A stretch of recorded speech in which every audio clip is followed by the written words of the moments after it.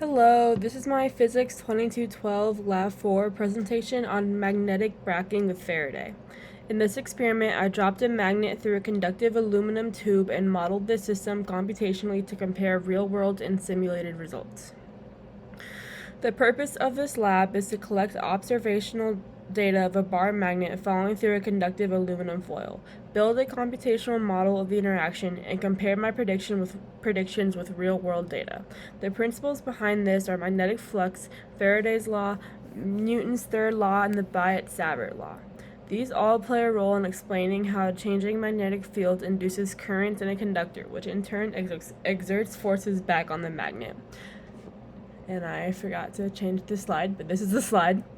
And these are the formulas we used in this lab. So for the experimental procedure for this lab, I measured the mass of the magnet and the width, inner radius, and length of the aluminum tube.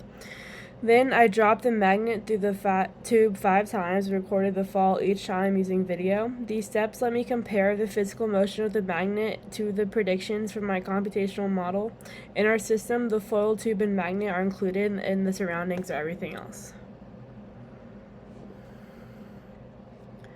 Here are my observations from the experiment. The fall times for each of the 5 trials were between 0.78 and 0.83 seconds, with an average of about 0.806 seconds.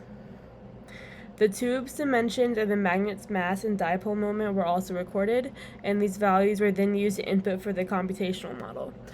So I got the magnetic dipole moment was 2.846.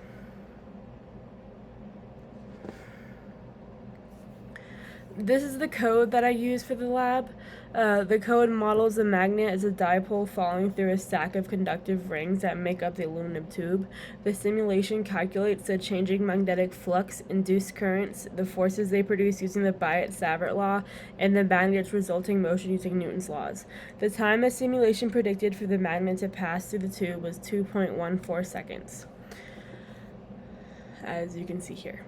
And this is the graph outputted from my code.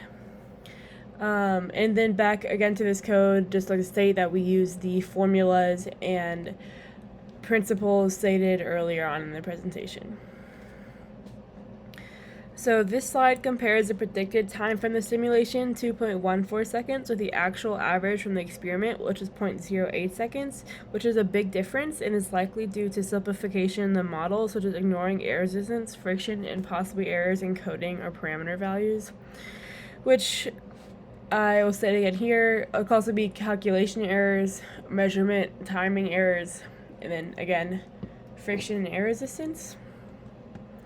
So finally, for my what if questions, for the first one, if a conductor like a metal ring had almost no resistance, similar to a superconductor, any electric currents created in it wouldn't stop flowing.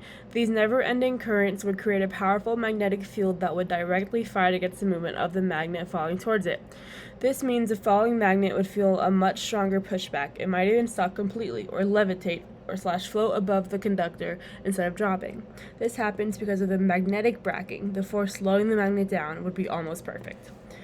Then for the second what if question, if you cut holes or slots into the tube, you're essentially breaking the circular paths the electric currents usually take. Think of it like a racetrack. If there are gaps in the track, the runners can't complete the full lap. Because these currents can't form complete loops, they become much weaker. Weaker currents mean less magnetic pushback against the falling magnet. So with less magnetic braking, the magnet would simply fall faster through the tube.